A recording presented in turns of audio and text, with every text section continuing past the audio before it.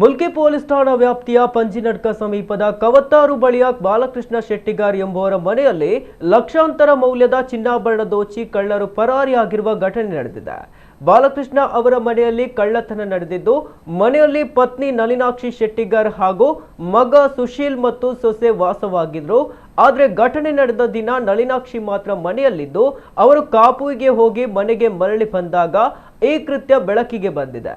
ಕಳ್ಳರು ಹಿಂಬಾಗಿಲನ್ನ ಒಡೆದು ಮನೆ ಪ್ರವೇಶಿಸಿ ಕಪಾಟು, ಡ್ರಾವರ್ ಹಾಗೂ ಅಲ್ಲಿದ್ದ ಕೀ ಬಳಸಿ ಕಪಾಟಿನಲ್ಲಿದ್ದ 5 ಚಿನ್ನದ ಉಂಗುರ, 1 ಬ್ರಾಸ್ಲೈಟ್, 1 ಚೈನ್ ಕದ್ದಿದ್ದು ಸುಮಾರು 21 ಗ್ರಾಂ ಚಿನ್ನ ಕಳ್ಳತನ ಮಾಡಿರುವುದು ಬೆಳಕಿಗೆ ಬಂದಿದೆ. ನಳಿನಾಕ್ಷಿಯವರು ಮುಲ್ಕಿ ಪೊಲೀಸರಿಗೆ ದೂರು ನೀಡಿದ್ದು, ಮಂಗಳೂರು ಪೊಲೀಸ್ ವರಿಷ್ಠಾಧಿಕಾರಿಗಳು, ಮುಲ್ಕಿ ಪೊಲೀಸರು, ಬೆಳ್ಳಚ್ಚು ತಜ್ಞರು ಶ್ವಾನದಳ ಭೇಟಿ ನೀಡಿ ಪರಿಶೀಲಿಸಿದ್ದಾರೆ. ಯಾರೋ ಗೊತ್ತಿದ್ದವರೇ ಈ ಕೃತ್ಯ ನಡೆಸಿರಬಹುದು ಎಂದು ಶಂಕಿಸಲಾಗಿದ್ದು, ಈ ಸಂಬಂಧ ಮುಲ್ಕಿ ಪೊಲೀಸರು ತೀವ್ರ ತನಿಖೆ ನಡೆಸ್ತಾ ಇದ್ದಾರೆ.